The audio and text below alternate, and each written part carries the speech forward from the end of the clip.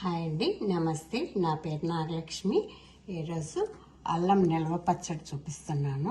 దీన్ని అల్లం ఆవకాయ అని కూడా అంటారు. దానికి కావాల్సిన ఇంగ్రీడియంట్స్: అల్లము సన్న ముక్కలు తరిగి పెట్టుకున్నాను, 100 గ్రాములు తీసుకున్నాను. 100 గ్రాములు చింతపండు కొంచెం వేడి నీళ్ళలో ఉడకపెట్టేసేసి గుజ్జులాగా చేసి గింజలు తీసి రెడీగా ఉంచుకున్నాను. ఒక 150 గ్రాముల దాకా బెల్లం, పోపు దినుసులు ఒక 4-5 ఎండుమిర్చి, సాల్ట్, కారం, పసుపు, కరివేపాకు, కొంచెం మెంతులు రోస్ట్ చేసేసి పొడి చేసి పెట్టుకున్నాను, ఒక టీ స్పూన్ ఇంగువ, ఆయిల్. ఇవన్నీ కావాల్సిన ఇంగ్రీడియంట్స్. మనం ముందుగా స్టవ్ మీద ఆయిల్ పెట్టుకొని కొంచెం వేడి వచ్చిన తర్వాత ఈ కట్ చేసుకొని ఉంచుకున్న అల్లం ముక్కల్ని అందులో తేమ పోయే వరకు కొంచెం వేయించుకోవాలి.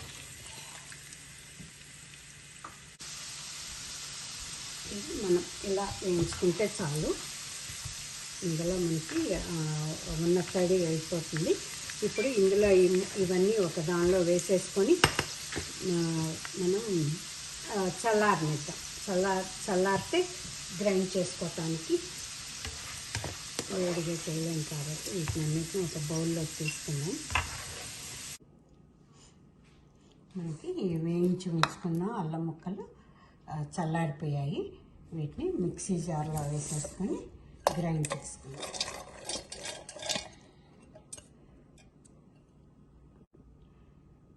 మనం ఈ అల్లం గ్రైండ్ చేసుకున్నాము.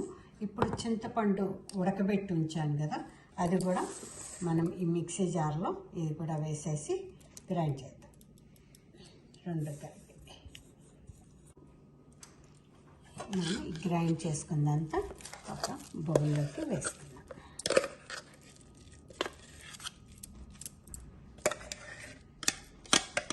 ఇందులో మనకి చింతపండు అల్లం రెండు కలిపి గ్రైండ్ చేసుకున్నాము. పసుపు,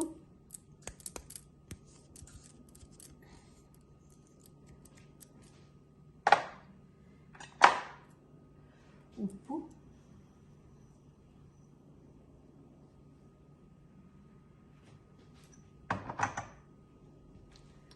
కారం,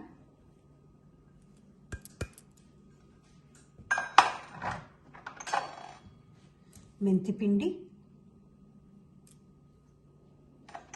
ఇది డ్రై రోస్ట్ చేసి మనం రెడీ చేసుకుందాం. మెంతిపిండి ఇప్పుడు ఇది మంచిగా కలిసేలాగా కలుపుకొని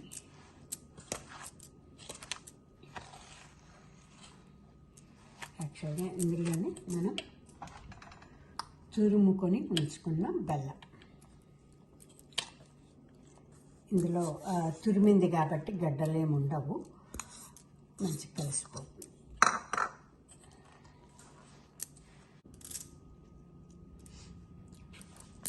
మనం బెల్లము అల్లం అన్నీ కలిపేసాం కదా, ఇప్పుడు కొంచెం ఆ బెల్లానికి ఉప్పు ఇది తగిలేటప్పటికి కొంచెం లూజ్ అయింది. ఇప్పుడు దీని మీద మనం పోపు వేసుకొని చూద్దాం. మనకి ఆ లూజ్ సరిపోతుంది అనుకుంటే ఓకే, లేకపోతే నేను కొంచెం నీళ్లు కాగబెట్టి ఉంచాను, చల్లారిన తర్వాత ఇందులో కలిపేసుకోవచ్చు మనం.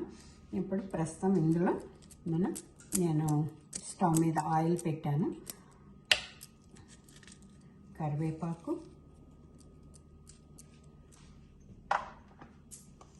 దీని మీద కొంచెం ఇంగువ వేసేసుకొని దీని మీద మనం పోపు వేసేసుకున్నాం.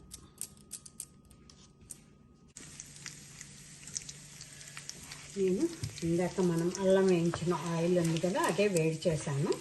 దానిలో మన పోపు దినుసులన్నీ వేసాను. ఆవాలు, జీలకర్ర, శనగపప్పు, మినప్పప్పు వేసేసాను. మనం రెడీ చేసుకున్న ఈ పచ్చడి పక్కన పెట్టేశాను.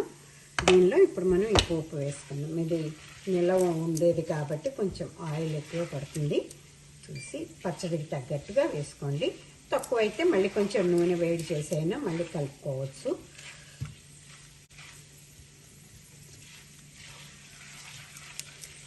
ఆయిల్ కూడా వేసిన తర్వాత మన పచ్చడి కన్సిస్టెన్సీని చూసి దాన్ని బట్టి కావాలి అంటే కొంచెం నీళ్లు వేడి చేసి, కొంచెం లూజ్గా కావాలి అంటే నీళ్లు వేడి చేసి పక్కన ఉంచాను, చల్లారుతున్నాయి. కావాలంటే కలుపుకోవచ్చు, లేదా ఇలాగే సీసాలో పెట్టేసుకొని మీరు ఎప్పటికప్పుడు కొంచెం తీసుకొని మీకు ఇడ్లీలోకో దోశలోకో కావాలన్నప్పుడు గారెల్లోకో కొంచెం తీసి అందులో నీళ్లు కలిపేసుకుంటే అప్పటికప్పుడు సరిపోతుంది. ఎండుమిర్చి వేసేసి మనకు పోపు వేగిపోయింది, స్టవ్ ఆపేస్తున్నాను.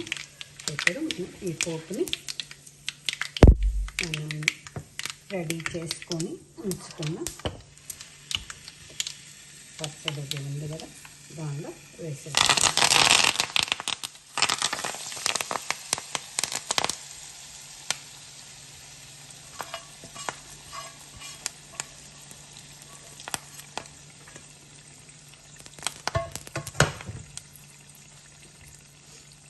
ఒకసారి కలుపుకొని